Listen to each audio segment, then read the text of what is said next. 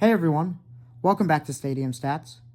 Today we're going to be taking a look at the Week 18 schedule of the NFL and predicting the winners and losers of each and every game. And then separately in a different video, I will be making my power rankings for Week 18. So make sure to tune into that separately, as well as follow me on YouTube, Spotify, and Apple Podcasts for my long form podcast content, and also Facebook, Instagram, TikTok, Twitter /X, and YouTube Shorts for my short form content, as well as LinkedIn. So I will be posting all of these clips on all of those platforms, so make sure to check me out there. And without further ado, let's jump right into it. Taking a look at our Saturday game slate first, we got a divisional matchup, which all of these will be divisional matchups, but this first one is especially important because it decides the winner of a division.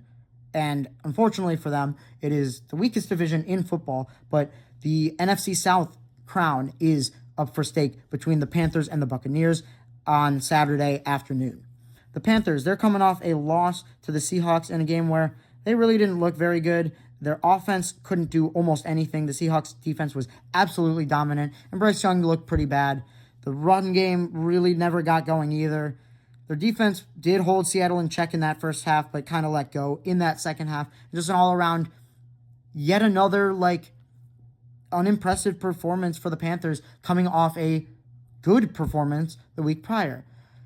It seems to be the story of their team this whole year, that they win one week and then disappoint the next, and then win the next, and then disappoint the next. And so while they're going back and forth in wins and losses, their expectations keep rising after those wins and then falling back down after said losses.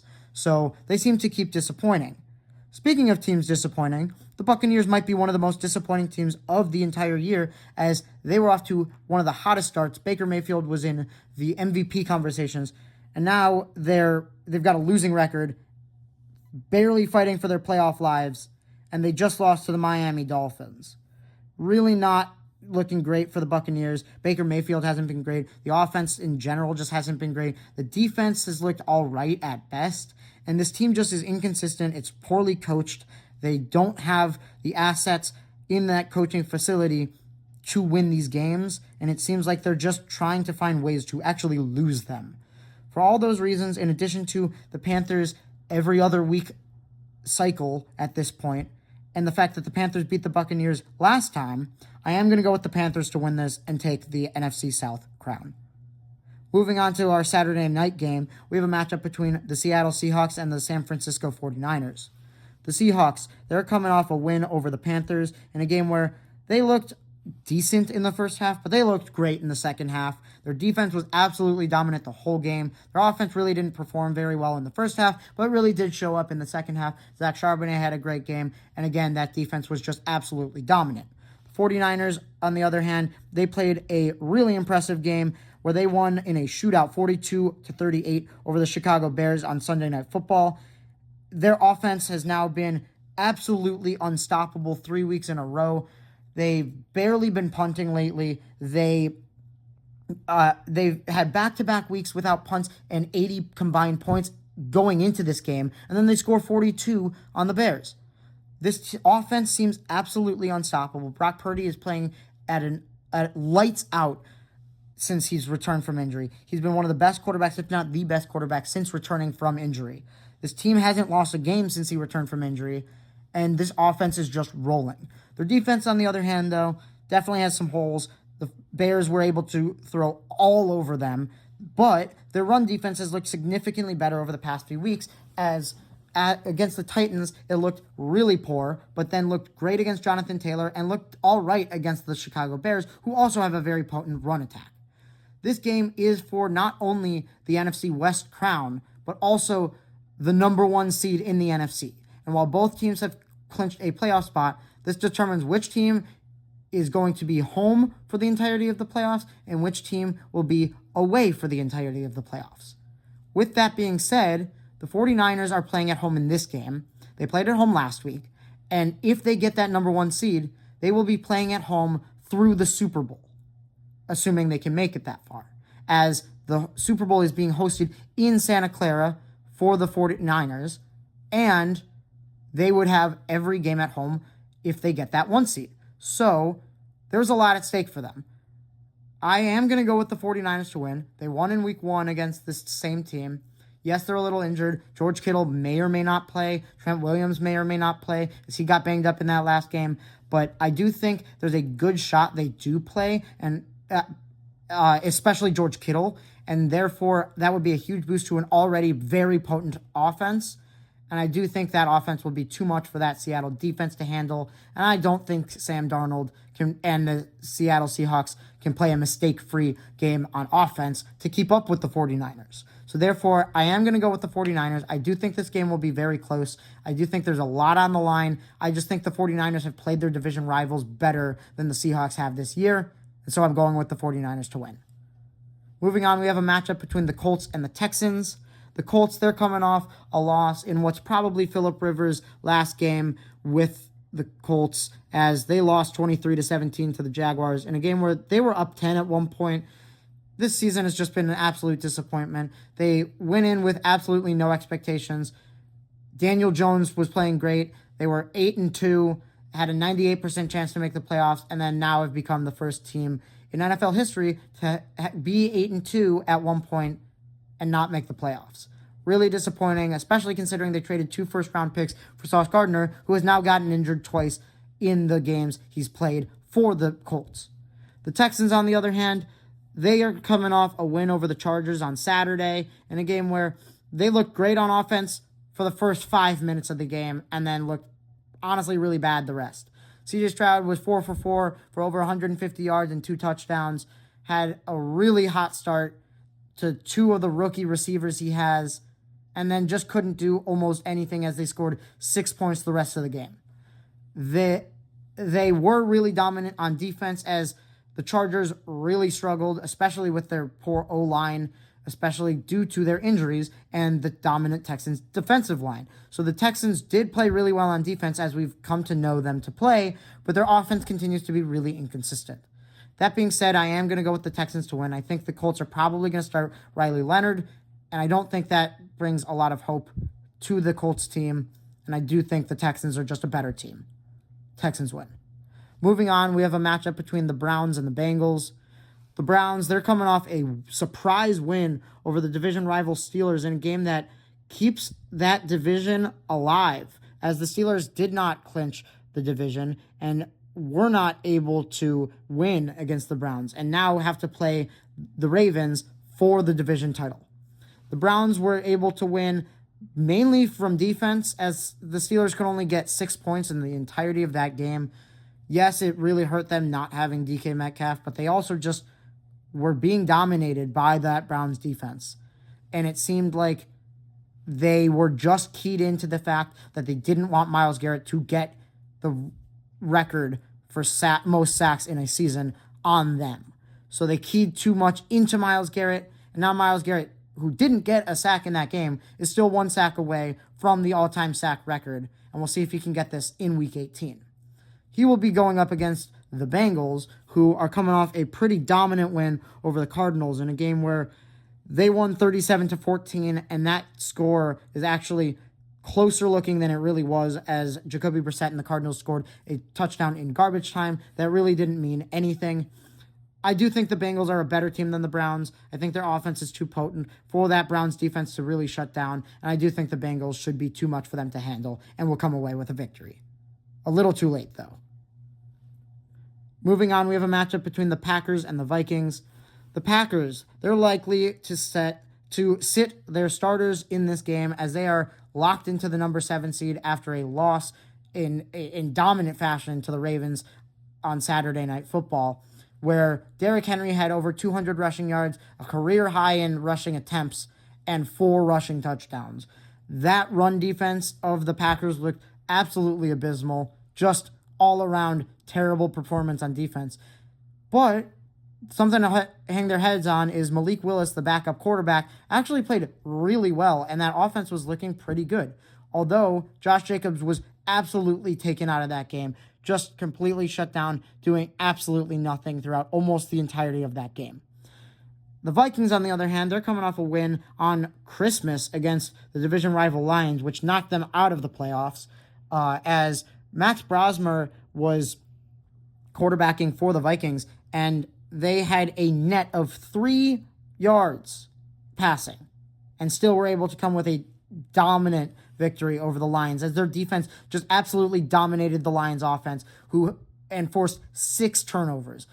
Despite the Lions being really good at securing the ball throughout most of the season, they absolutely collapsed against this Vikings defense. I think this Vikings team will be too much for the Packers backups to handle, and therefore I'm going with the Vikings to win in this game. Moving on, we have a matchup between the Titans and the Jaguars. The Titans, they're coming off a loss to the Saints in a game where they played really well through most of it. Cam Ward continues to really impress week in and week out. That defense and the surrounding weapons, though, just really are terrible and hopefully are the worst he will have for the entirety of his career, as this team is bad. The Jaguars, on the other hand, they're coming off a win over the Colts in a comeback fashion, where they won by 6 points against a Phillip Rivers-led team, and ultimately continued to really impress, but Trevor Lawrence looked significantly worse in this game than he had in the multiple weeks prior, where he had looked absolutely unstoppable. I do think this game is pretty easily going to the Jaguars, as they have a lot more to fight for and are a significantly better team, so I'm going with the Jaguars to win this game. Moving on, we have a matchup between the Cowboys and the Giants. The Cowboys, they're coming off a win on Christmas, as they had a lead for most of that game and then started letting the Commanders come back, but were able to hold them off and win by 7 with a score of 30-23. The Cowboys are honestly really disappointing this year. They have a top 10 quarterback, 2 1,000-yard receivers, a 1,200-yard rusher, and their defense just let them down time and time again, to the point where they didn't make the playoffs with all that. Really disappointing season. It's yet to be seen what will happen to this team in the offseason, as George Pickens, one of those 1,000-yard receivers, is going to be a free agent, and it's unclear whether he will resign there, as there's some character issues, there's some motivation issues, but ultimately he was a really good weapon for this team, and it would be nice for them and Dak Prescott to re-sign him, as well as Javonte Williams, who was ultimately amazing for them at running back for most of the season. They also really need to make some changes on defense and probably fire their defensive coordinator, Matt Eberflus, as he has been terrible for them. The Giants, on the other hand, they ended up winning in what was ultimately considered the Tank Bowl between the Giants and the Raiders, and they dominated 34-10 for what is likely to determine the number 1 overall pick in the draft, as the Giants had that pick and then won this game, and now the Raiders have that pick. The Giants looked really good on offense, looked really good on defense, but they were playing a Raiders team that is really bad and also had taken out 2 of their best players to put them on injured reserve. I do think the Giants can compete against the Cowboys, especially given this is a division matchup, but I am going to go with the Cowboys to win, as I think their offense is going to be too potent for the Giants' defense. Moving on, we have a matchup between the Chiefs and the Raiders. And as I had just said, the Raiders lost 10-34 in the Tank Bowl and now hold the number 1 overall pick in the 2026 NFL Draft. Fernando Mendoza, you may be a Las Vegas Raider. The Raiders are just an abysmal team. They put Brock Bowers and Max Crosby both on injured reserve. Brock Bowers has been battling a knee injury all season and ultimately had played through it for a lot of it, but wasn't able to come away and play in those last 2 games, and they put him on injured reserve. Max Crosby, however, got in an argument with the staff of the Raiders, as they wanted to place him on an injured reserve, but he wanted to play, as he's been battling through a knee injury throughout most of the season and does need to get surgery, but wants to play through that injury, and the Raiders would not let him, and so he left the building. It's yet to be seen whether he will be traded or what will happen with him in the offseason, but the fact the Raiders want to keep him healthy likely means they want him as a trade asset. So that is something to be watched. But the Raiders are just a really bad team. I would be shocked if they end up retaining their head coach in Pete Carroll. I would be shocked if Geno Smith is retained. I do know he's under contract for more than one more year. However, there are some outs, or they keep him as a backup. He was not good this year at all. In fact, one of the worst starting quarterbacks, if not the worst starting quarterback in the league, and they cannot rely on him next year unless it's to help develop a rookie quarterback. The Chiefs, on the other hand, they played really close against the Broncos on Christmas night, and that was with a third-string quarterback. Granted, their offense really just is not going to be great, but they're playing a bunch of rookies. They're trying to get some players out there to get some experience. Their season's over. Patrick Mahomes is out for season. Even their backup, Gardner Minshew's out for season. So I don't have a lot of faith in this Chiefs team, but ultimately I still think they're better than the Raiders, especially with the Raiders not having Brock Bowers or Max Crosby, and with the Raiders' number 1 overall pick being on the line. So I am going to go with the Chiefs to win. Moving on, we have a matchup between the Commanders and the Eagles. The Commanders, they're coming off a loss to the Cowboys on Christmas where they were down big and really started to come back in that game. Bill Krosky-Merritt actually had an amazing game on the ground, and ultimately, not a lot's going to go right for an offense where you're starting your third-string quarterback in Josh Johnson, as Marcus Mariota and Jaden Daniels have both been out.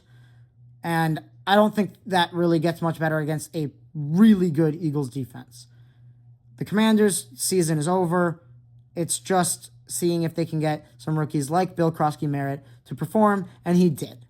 The Eagles, on the other hand, they're coming off a win over the Buffalo Bills in a game where they won 13-12, forced a blocked extra point, which ended up being the difference in that game, as the Bills would go for 2 to win after scoring a second touchdown and wouldn't get that 2-point conversion, and the Eagles would hold on to win. The Eagles' offense looked all right in the first half, but looked absolutely horrendous in the second half. They had 17 total yards. Jalen Hurts didn't complete a pass in the whole second half. There's some problems with this team, and I don't see them going far in the playoffs, but they've already clinched their division. They have a home playoff spot, and they're now fighting to possibly move from the 3 seed to the 2 seed, as if they can win and the Bears lose, they move up ahead of the Bears. The Eagles do have a bit more at stake than the Commanders, and the Commanders are playing a bunch of backups. So I am going to go with the Eagles to win, even if they do end up sitting some starters and just accepting their spot as the number 3 seed. I still think the Eagles would win with multiple backups because I think their defense is too dominant for the Commanders to do anything. It's just a concern knowing how bad their offensive play calling has been and knowing how bad their offense in general has been. So if they can't get that cleaned up, they very well might be a first-round exit no matter what happens in this game. But I am going to go with the Eagles to win. Moving on, we have a matchup between the Dolphins and the Patriots. And the Patriots, they're coming off an absolutely dominant performance. Drake May becoming the first quarterback ever to throw for 5 touchdowns and over 90% completion rate in the same game. Just unreal performance by him and just absolutely exceptional season by him. He's really put his name back in that MVP conversation, and who knows what will happen with that, but he's just playing lights out. The Patriots as a whole playing really well. Ramondre Stevenson had a great game. Travion Henderson didn't do all too much, but that receiving core is looking like that ball is really being spread around by Drake May, which is really helpful in a team that doesn't have one dominant receiver, although Stephon Diggs is clearly the best receiver, but he's not dominant anymore. The Dolphins, on the other hand, they're coming off a win over the Buccaneers in a game where Quinn Ewers played pretty well in his second start. Wasn't really turning the ball over much. They looked like they were moving the ball even without Jalen Waddle for a lot of that game. And they had a few big plays. Yes, it was against a Buccaneers team that at this point is looking honestly pitiful, but it was a pretty nice performance by the Dolphins. Although I feel bad for Dolphins fans who have to put up with suddenly winning after having started the season 2-7. Despite not making the playoffs, they've made their draft pick significantly worse and may retain Mike McDaniel. I am curious to see what happens in the offseason with that. While I don't think the Patriots will bench their starters in this game, I wouldn't be surprised if starters come out early, or on the off chance they do bench their starters, I still think they have a good chance at beating the Dolphins because I think they're a significantly better team than the Dolphins. I do think that because they are still in the running for the number one seed, they are more likely to play their starters. But this game could get out of hand as the Patriots dominated the Jets at 45-3. So they may dominate another division rival. It's yet to be seen, especially given the Dolphins aren't that much better than the Jets. So I am going to go with the Patriots to win, whether they start their starters or not. But I'm ultimately guessing they will start them, as they have the potential number one seed at stake. Moving on, we have a matchup between the Lions and the Bears. The Lions, they're coming off a season-ending game as they lost to the Vikings in horrific fashion. 6 turnovers on offense. Jared Goff played terrible. Jahmyr Gibbs played terrible. No run game at all. They just look pathetic on offense and allowed a Max Brosmer team with 3 net passing yards to beat them by 13 points. Really pitiful performance by the Lions. Their season's over. Really disappointing follow-up to a 15-2 season. The Bears, on the other hand, they're coming off a crazy shootout to the 49ers in a loss 38-42, which came down to the final play. Caleb Williams played amazing. Luther Burden played absolutely amazing for a rookie. Colson Loveland played amazing for a rookie. Just looked like 2 dominant weapons that Caleb is really going to grow around. The run game looked great. DeAndre Swift had 2 touchdowns. Caleb Williams threw for over 300 passing yards for the first time this season, had an amazing game himself, and really was not the problem, as the big problem for this Bears team was their defense, as they could not stop the 49ers, who have been red hot in weeks prior as well. So that may just be a 49ers offense thing, but it is concerning for the Bears defense, who did force a pick 6 on the first play and then really didn't have any big plays the rest of the game, as the 49ers offense had their way with them. The Bears are a better team than the Lions. They're fighting to keep the number 2 seed, as they do not want to fall to 3 and have to face one of the NFC West teams at the 6th seed. They ultimately are locked into a home playoff game. They've clinched the NFC North. They're either the 2 or 3 seed, depending on the outcomes of their game and the Eagles game. But they want to be the 2 seed, host the Packers at home, who are very banged up, who they just beat. And ultimately, I think they're going to win this game, clinching them that number 2 seed. And I'm going with the Bears to win, especially considering Ben Johnson did not beat the Lions in his return game to Detroit. So hopefully he can beat the Lions in the Lions game going to Chicago. Moving on, we have a matchup between the Chargers and the Broncos. The Chargers, they're coming off a loss to the Texans in a game where their O-line continues to be a problem. I don't see this team going very far in the playoffs because of this O-line. It's really problematic. They've already announced they're benching their starters for this game, as it ultimately doesn't make a huge difference for them. They cannot win the division. And so the Chargers are ultimately likely not going to win this game because they have benched their starters. The Broncos, on the other hand, are coming off a honestly poor effort against a third-string Chiefs team, but they did come away with a win, are still in contention for the number 1 seed, and if they end up getting the win against a backup Chargers team, which I'm assuming they will, they end up with the number 1 seed in the AFC and a first-round bye. I am going to go with the Broncos to win. A lot at stake for them. They're playing backups. They're playing against backups, so I think they win. Moving on, we have a matchup between the Jets and the Bills. The Jets, they're coming off a terrible loss, 3-45 against the Patriots in a game where their offense did nothing, their defense did nothing. Terrible, terrible, terrible. Nothing else can be said. This team does not fight anymore. They had a bit of fight after they traded away Sauce Gardner and Quinnen Williams, but that fight has gone away. That defense is just absolutely terrible. Their offense can't do anything with a third-string rookie quarterback, and this experiment seems to be over. It's just a question of whether Aaron Glenn even retains his job, even though he was a first-year head coach this year. He's been so bad lately, and that team is not fighting at all. Does he retain his job? That is what has yet to be seen. They're going up against the Bills, who are not in contention anymore for the division, as the Patriots have clinched that division after a Bills loss to the Eagles 12-13. Josh Allen looked really hurt in that game, as he was playing through a foot injury and just didn't look like himself, wasn't very mobile, was missing certain throws he normally makes, including the potential game-winning 2-point conversion where he had Khalil Shakir wide open and missed him. It looks like that injury could possibly be problematic, and they should rest Josh Allen for this game. Even with resting him, though, I still think they beat the Jets, as the Jets, with nothing to play for and with probably all of their starters, are still a worse team than the Bills with some backups in. So I am going to go with the Bills to win.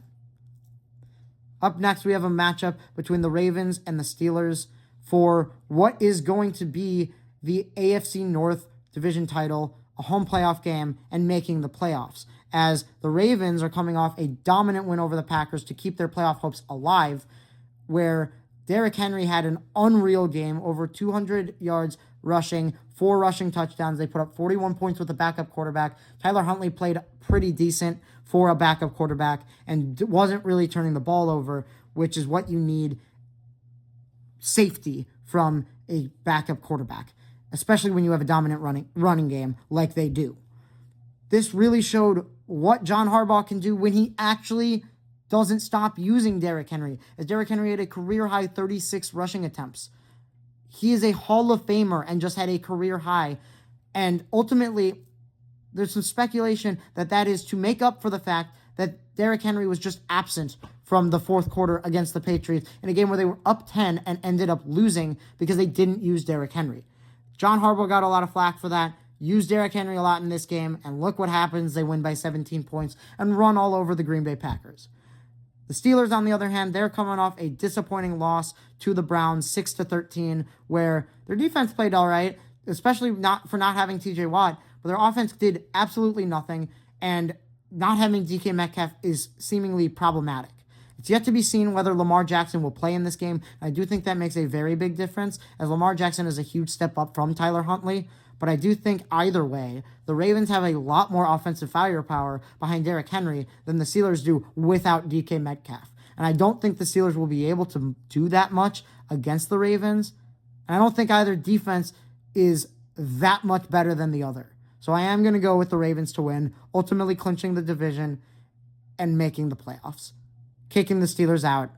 And ultimately, it's looking like that DK Metcalf punch to the fan that got him suspended for 2 games, as well as the Steelers focusing in on preventing Myles Garrett from getting a sack more so than actually winning that game, is going to cost them a chance at even making the playoffs. And ultimately, Aaron Rodgers might be playing his last game ever. Up next, we have a matchup between the Arizona Cardinals and the LA Rams. The Rams, they're coming off a very disappointing loss to the Falcons in a game where they were down 21-0 at half and were able to come back in that game, mainly due to a honestly surprising special teams play, as the Rams had just fired their special teams coordinator due to a ton of special teams mishaps throughout the season that have cost them games. But they blocked a kick, returned it for a touchdown, bringing the game within 1 score as opposed to making it 3 score, and then were not able to close out that game as their offense and defense had many problems throughout this game.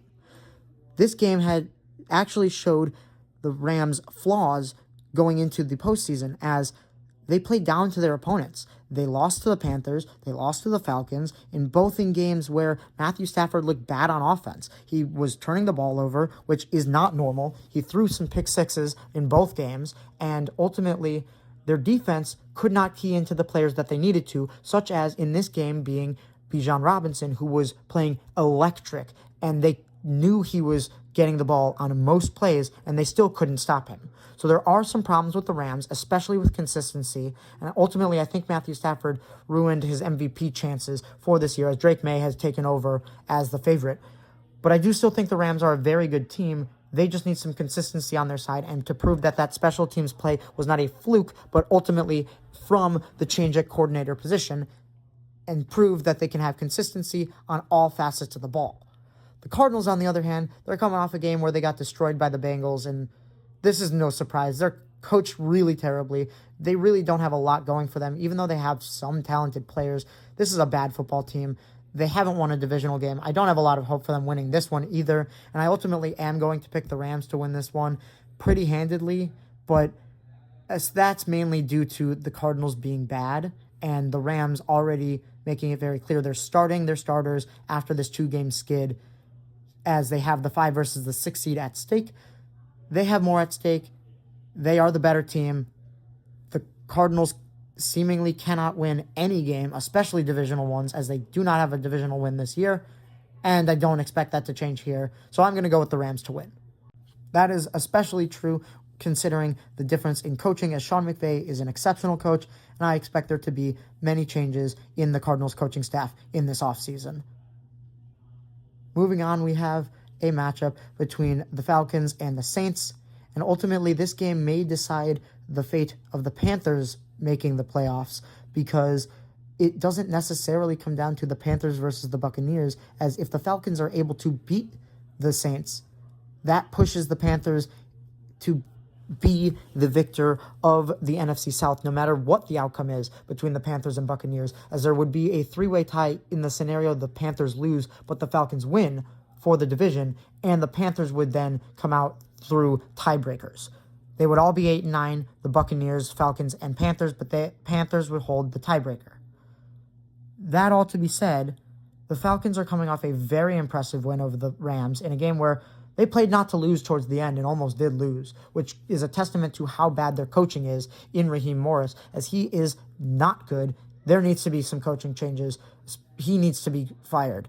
However, their talent did shine through, as they have a lot of talent on both offense and defense. It came through in that game, and Bijan Robinson had the game of his life, longest run of his entire career, both pro or college, at 93-yard rush, and it seemed like the Rams just could not stop him no matter what, through the air, through the ground. He had an exceptional game. There's a lot of talent on this team. They're just really poorly coached, and it seems like now that the season is behind them, as they are eliminated from the playoffs, now they go on a win streak, as they have nothing at stake, and they're not costing themselves as much by winning these games, as the Rams own that pick of theirs, that first-round pick.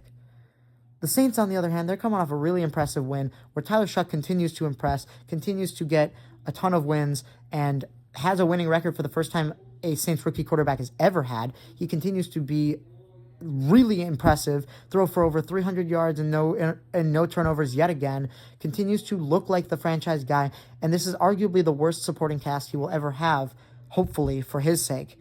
But with the help of the coaching from their first-year head coach, as well as their weapons in Chris Olave having an excellent game, if they can just get some better weapons in the offseason, I think Tyler Shuck has a really bright future for this team and is likely to be their franchise quarterback. Now, I do think this game just comes down to a difference in talent and coaching, as the Saints have a better coach, but the Falcons have more talent. But ultimately, I think the Falcons will lose this game due to their poor coaching, as I think the Saints are coached much better, have a better quarterback situation right now, as Tyler Shuck has been lights out, and Kirk Cousins as a backup hasn't been amazing. But outside of the quarterback and coach, I think the Falcons are favored in every other way, as they have much more talent on offense and defense. I just think the coaching will be the difference in this game, and the quarterback play will be the difference in this game. And so ultimately, I'm going to pick the Saints to win in what I think will be a close game that either team could win, but ultimately, I'm going to go with the Saints. Thank you guys so much for tuning in and listening.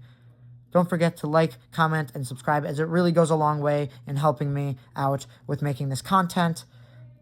Don't forget to follow me on my socials, as I will be posting long-form content on YouTube, Spotify, and Apple Podcasts, as well as my short-form clips will be posted on TikTok, Instagram, LinkedIn, Twitter /X, Facebook, and YouTube Shorts. So make sure to give me a follow on all of my platforms, as it really goes a long way. Tune into the content, and I will see you guys for the playoffs next time. Thank you so much for tuning in and listening. And with that, I'll see you next time. Peace.